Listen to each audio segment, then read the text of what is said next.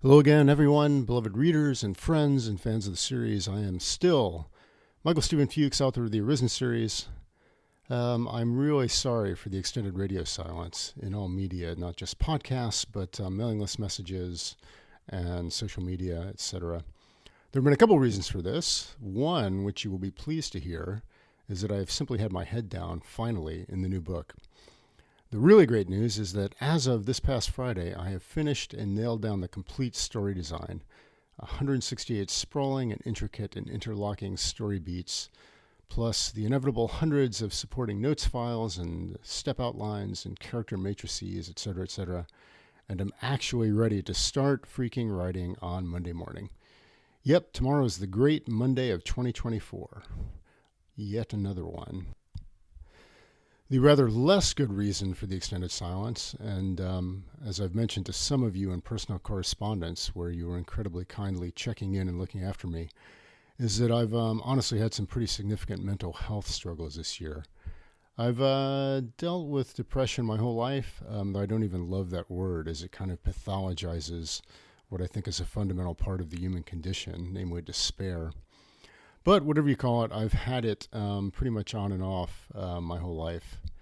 Though incredibly happily, there was actually a really wonderful period, sort of after Raiders and through writing and publishing Ops V1, where I really thought I had it handled or even put to bed for good.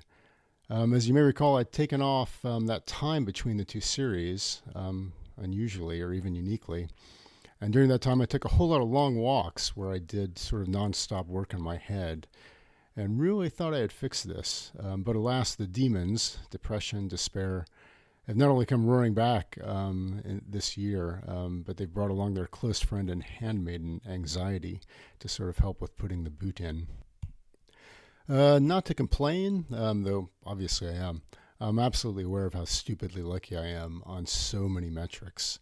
Not least getting to write full time, being born into the freest and safest and most prosperous societies in human history, being basically healthy.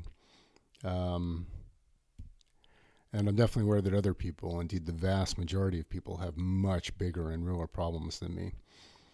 So there's that. And the good news related to all this, and I'm going to take a bit of a risk and just be really open and forthcoming here, is that I'm pretty sure I've worked out that what I'm actually ultimately experiencing is complex PTSD, known as CPTSD, from childhood trauma, specifically long-running verbal, emotional, and occasional physical abuse. And yeah, that actually is good news because A, it explains a lot of stuff, including why I always seem to end up back in this place. And B, more importantly, because knowing what's broken means I can maybe finally fix it. CPTSD is learned behavior, adaptations to survive a dangerous childhood, but which later cause gigantic problems, sometimes up to and including death, unfortunately, in adulthood. And mainly, what is learned can be unlearned. So that's really good news. I'm being so open with you all about this, perhaps pathologically open, for three reasons. One, I think it probably can't hurt to try to destigmatize these things a little bit. Probably more people than you realize are suffering from some form of it. One of the books I read said that you may know the DSM, the Bible of mental health with all the disorders listed. This one guy suggested that if how much of it was actually childhood trauma related were understood, the whole book would be reduced to the size of a pamphlet. And the second reason for being so open is, you know who else it turns out is suffering from these kinds of things? Tier 1 freaking operators. I really hope you saw my previous mailing list message about the 20 plus hours of podcast interviews I watched with former unit operators, and I know at least some of you watch the same things, and how very struck I was by how much emotional and psychological shit these guys were dealing with. The vast majority of it, of course, was from traumatic experiences in extreme combat, but not all of it. At least one of these guys went downhill fast and precipitously, because trauma in combat triggered some underlying trauma from an abusive childhood. And again, I was so struck by this that the guys who are, by universal proclamation, the most professional and unflappable warriors in all of human history, also turn out to be human and capable of being deeply wounded in their souls and even broken. In fact, funnily enough, I was later watching, after sending that message, I was watching an interview with former Delta Lieutenant Colonel Jeff Teagues, who is just an amazing dude, and it's a remarkable interview. And he spontaneously started talking about childhood trauma completely out of the blue. What he said was that guys who come out of these abusive backgrounds typically go one of two ways. Either they become drug addicts and petty criminals. Okay, so there's a tiny sliver in the middle who actually become normal, well-adjusted suburban civilian types. But on the other side, a huge group of them all turn themselves into superheroes. In the case of military and spec ops, pretty much literally bulletproof superheroes, like no one else is going to get hurt on my watch. And so, yeah, that really struck me for the following reason. And speaking of being open, here's another gigantic revelation for you. I actually served as a special constable in the London Metropolitan Police Service for 9.5 years. This is basically a volunteer policing role. Same uniform, same gear, training, powers, and duties. But, I just didn't get paid for it, and I could kind of turn up for whatever shifts I like the look of. Because I worked in very central London and Westminster, virtually everything we did had a counter-terrorist element to it, because everything was a really iconic target. And so amongst the other very cool things I did was I participated in an awful lot of CT training and readiness exercises, including working with some of the big boys. Hazardous area paramedics and firefighters, really heavily armed SO-15 counter-terrorist officers, or SO-19, but also SO-15 intel guys. And even on one memorable occasion, which was a simulated rampaging terror attack in a disused terminal at Heathrow, the boys from Hereford only saw them at a distance, but man, that was something. Anyway, I never talked about any of this, either with you, the readers, or with most people I knew. For a lot of reasons, PERSEC, personal security, was one of them. Another was I just wanted it to be something I did and not something I talked about. In fairness, whenever I heard personally, privately from readers who were in law enforcement, I'd always come clean and we geek out about policing stuff. Anyway, moreover, it was really the great honor of my life in the UK. But the point of bringing it up now, if there is one, is noting that I chose to be out there night after night protecting people. And anyway, more to the point, it was those stories of the Tier 1 guys dealing with serious trauma and the fallout from it that all deeply inform the story of Operators V2, which leads me to the third reason I'm being open about all this, which is I was out for a run a couple of weeks ago between the morning and afternoon writing sessions, and when I seemed to have all my epiphanies, both story-related and life-related, when on this occasion the most obvious yet obscure thing in the world hit me right in the face. Ready for this? It turns out my journey and my character Yaël's journey are exactly the freaking same.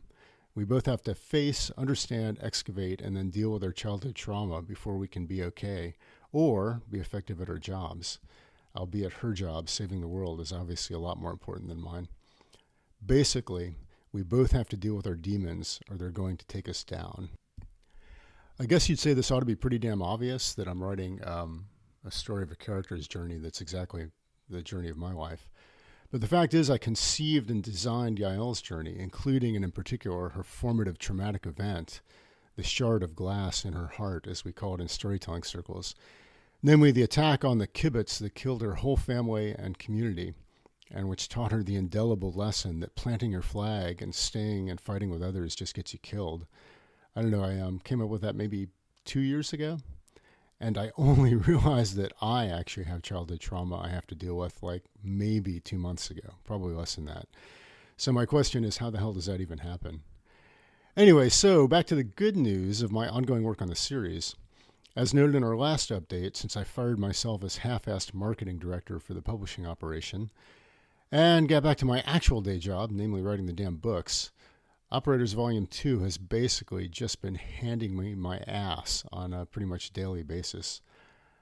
Also, as noted before, with every book, basically, I have no real idea if I can write it, if it's ever going to happen, if it's going to work, or if it's going to end up just this gigantic steaming pile which everyone hates. And everyone's like, yeah, I like the early ones, but this series and this author has lost it. That's been my recurring nightmare.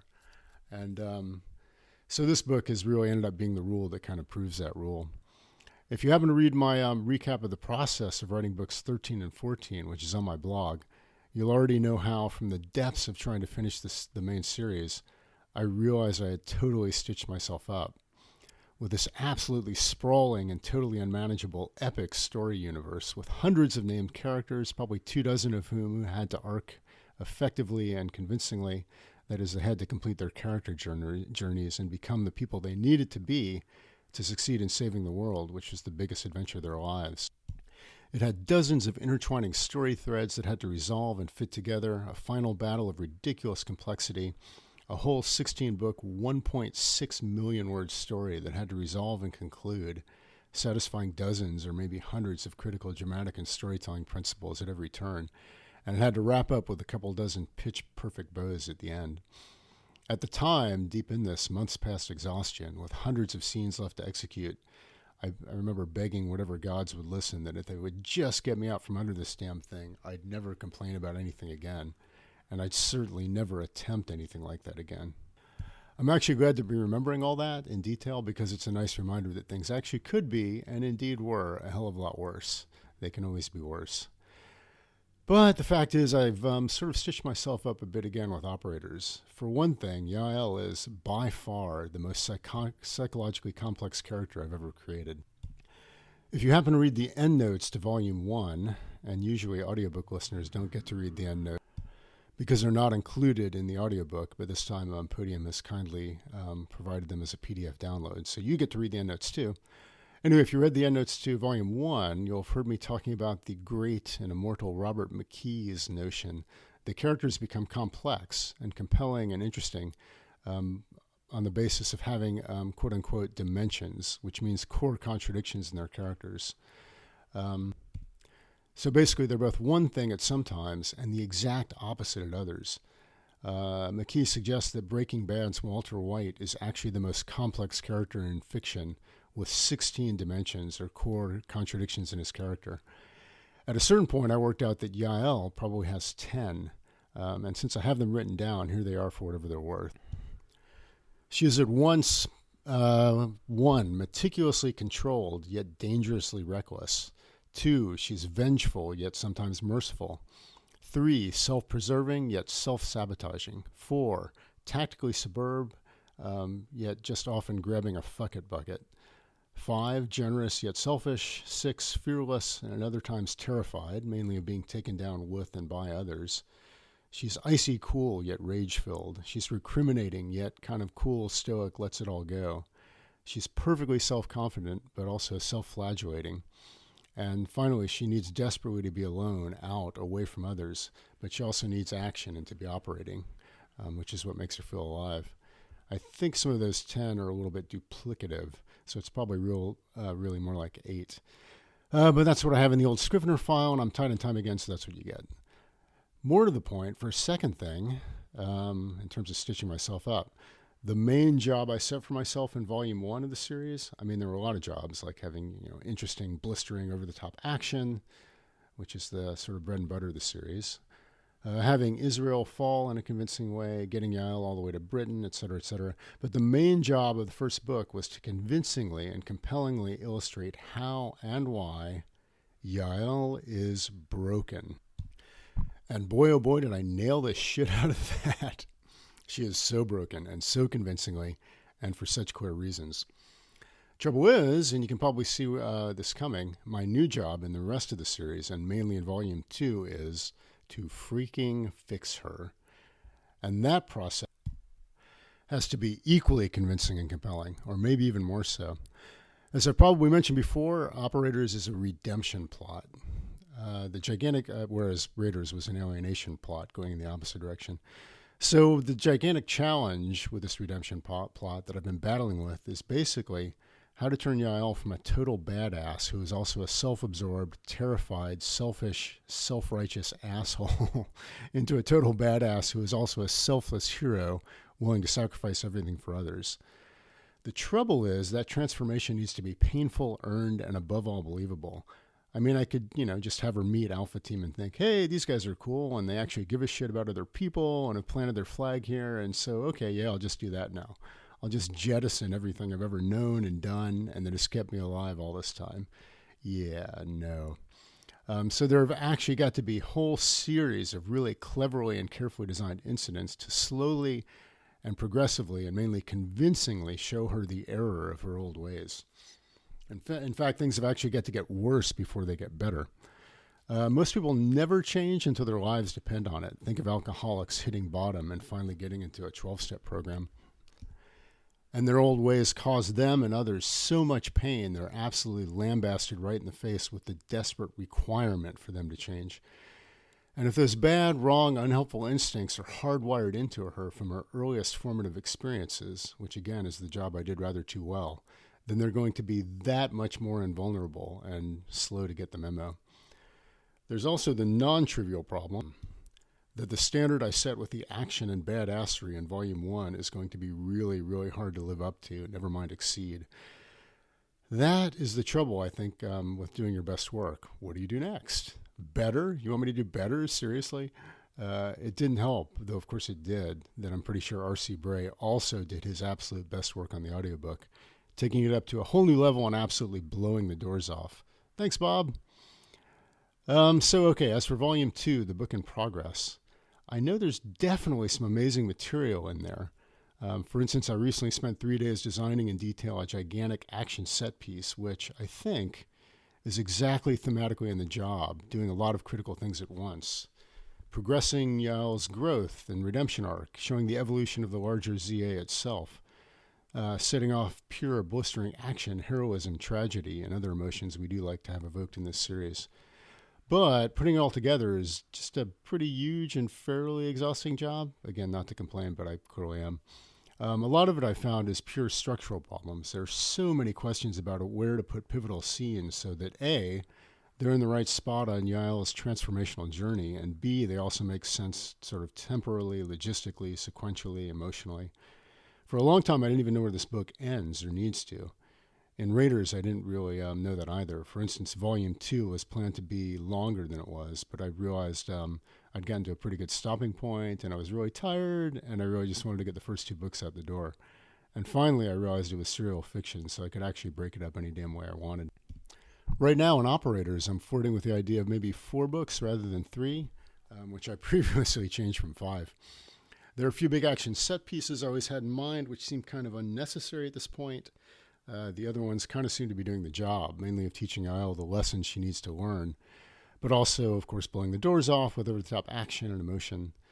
Story design is a bit like painting, adding in new layers, enriching it, making each section relate better to all the others, with the conspicuous advantage that I can move any section to any other part of the canvas anytime I want, at least until I start writing. In the past, I've likened story design to Grandmaster chess. You're sitting there staring at a completely locked and static board, seemingly doing nothing but thinking, trying to see the shapes and patterns in the story.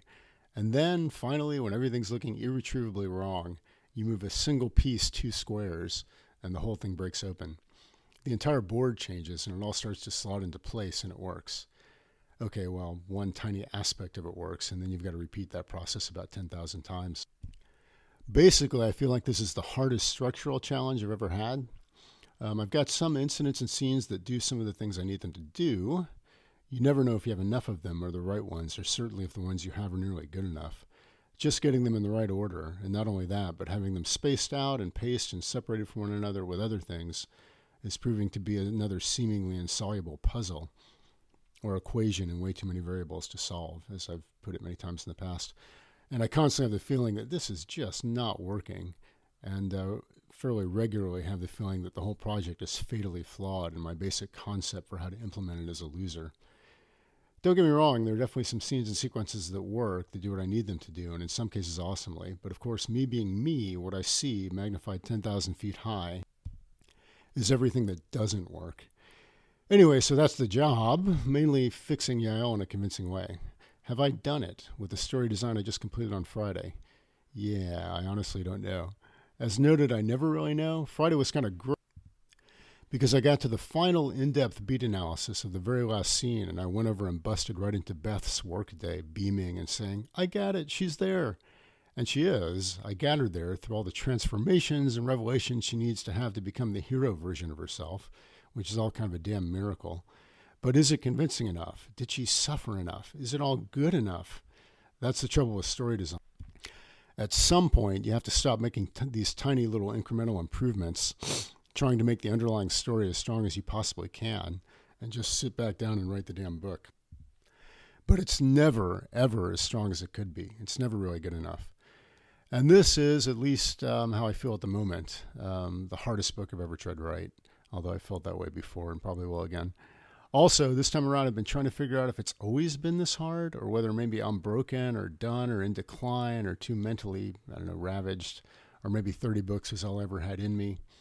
The good news is I've been through this ringer enough times.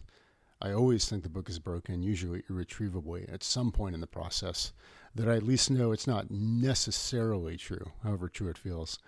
The other wrinkle here is that Operators Volume 1 was kind of the great outlier in my career so far. It's not only, I'm pretty sure, and you all seem to agree, and thank you very much, the best book and strongest material I've ever produced. It was also by far the most positive and healthy and generally enjoyable writing experience of my life, and I truly thought I had broken through.